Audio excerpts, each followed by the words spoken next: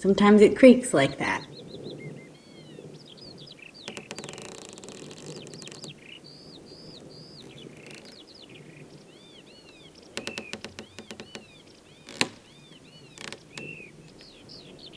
How do I explain to my cat?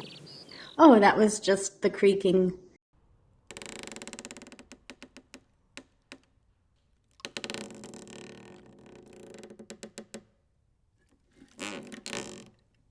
I then began to look for other instances of creaking, and so I kind of get it. Oh, it's a temperature thing. This is when it's likely to happen. I have a wealth of data about like random noises. The other day, I closed my bathroom door, and when I did that, there was a whirlwind of hair that like twirled around on the ground because of the wind from the door closing. It looks so magical and elegant for that to be occurring, and it's easy to be like, oh, because that's fairies dancing. It has nothing to do with the door. It would be easy to think, oh, there's a fairy there and it was hiding, and whenever I moved the door, it scurried away, slipped into the ether. So, cats probably don't have. I wonder, like, what if Mati in her little head is like, oh, maybe that's those fairy things that I don't know anything about.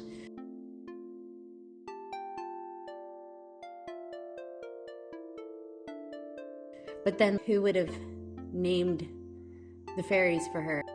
I can't describe fairies for her any more than I can describe wood creaking.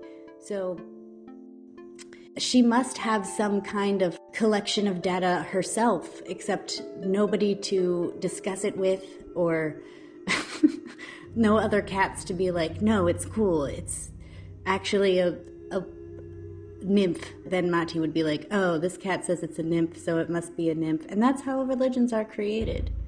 And so, yeah, it's interesting. I think people who are smarter than me would be like, they don't have a language, so they don't need to develop. Like, who is that scientist guy who is like, consciousness is based on language or something? It was, I think, Descartes. I think it's a like theory that lots of big philosophy bros talk about. You need to have language in order to be something. And so if you don't have language, then you're not like, but I don't know if I buy that, because she does have a language. And kittens, domestic cats and stray cats and feral cats, they only meow at humans.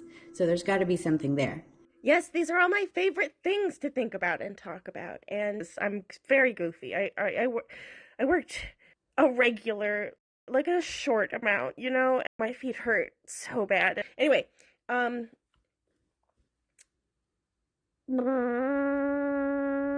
philosophy is good. Language. I think, what is language? Maybe that's the question we have to ask ourselves. I communicate with my animals in like a languagey way. It's different. It's not like subject, verb, object, whatever, action, noun, anything that scares you or makes a noise or is sudden. So like there's a lot that falls under that umbrella. I'll be like, that's spooky, I know, but that's normal. I don't know if that works. I was always trying to tell dogs that things were normal if we were out on a walk. I think the way you tell them is by the way your body is, more than what you are saying, because you're like, I didn't get scared, so they don't get scared. I don't know. I'm saying a million things, and really absolutely nothing, though. So